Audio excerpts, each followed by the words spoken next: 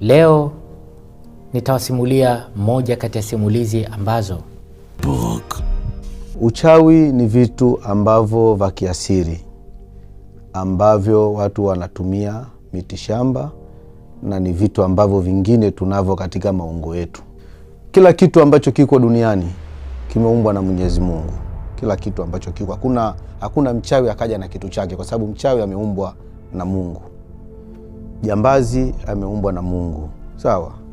Mizimu imeteremshwa na Mungu. Sawa? Mizimu inakuwa ipo ya aina nyingi, kwa sababu kuna mizimu sawa ya tiba ambayo hata sisi waganga tunaitumia kwa ajili ya kupata muongozo kwa ajili ya kutibu.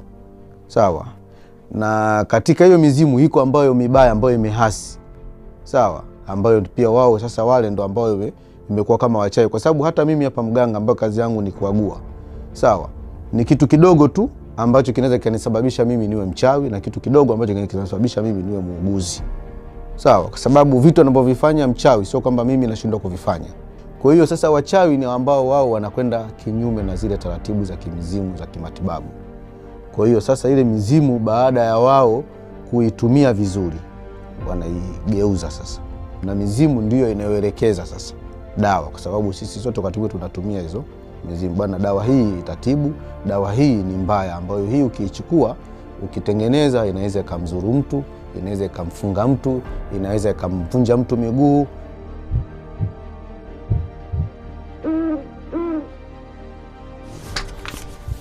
The Storybook.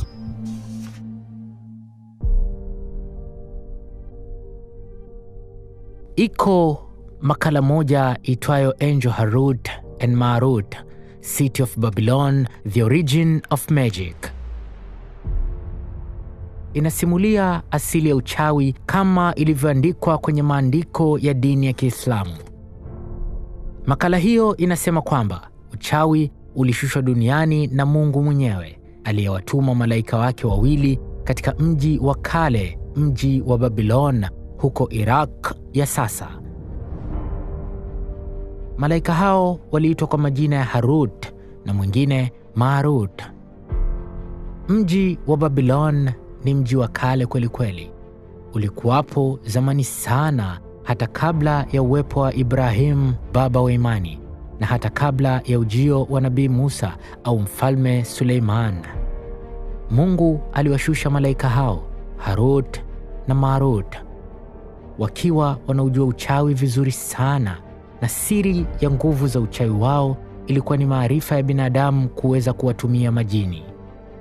Basi malaika hao Mungu akawapeleka kuishi na watu wa Babylon, na malaika hao wakawaambia watu kuwa wanaweza kuwafundisha sanaa ya uchawi.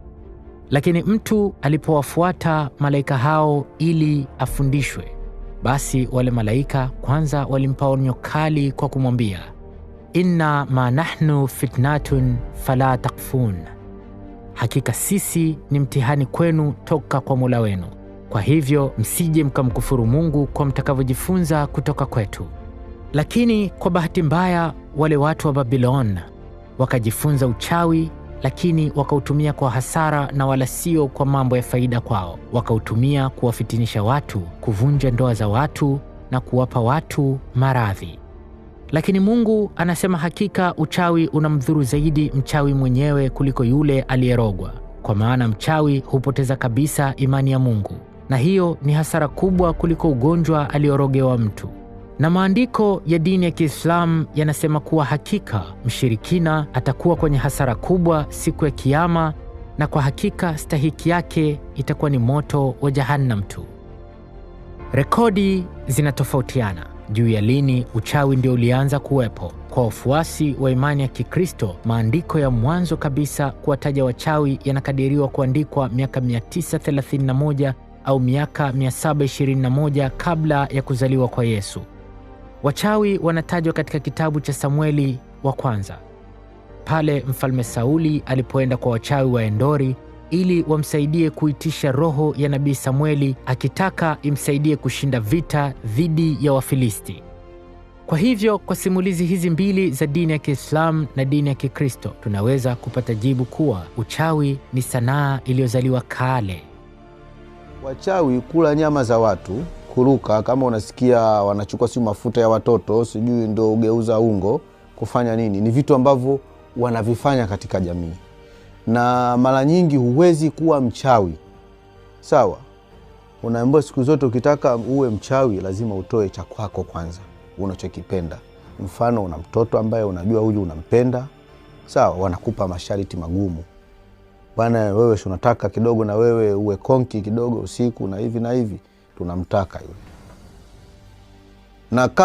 Na kabla wewe hujaingia katika hayo mambo, sawa, kwa sababu wale wataanza kukupeleleza, wataanza kuwa na wewe, watakuwa marafiki zako, kwa sababu mtu anaanza wewe tu watu wako wale mashoga wako wa karibu, huyu mzee fulani, huyu rafiki yangu anapokuja kukutembelea mle. Kwa hiyo wale ndio chanzo cha kutaka na wao wakuingize katika kile kikosi chao. Sasa wana mambo yao mawili.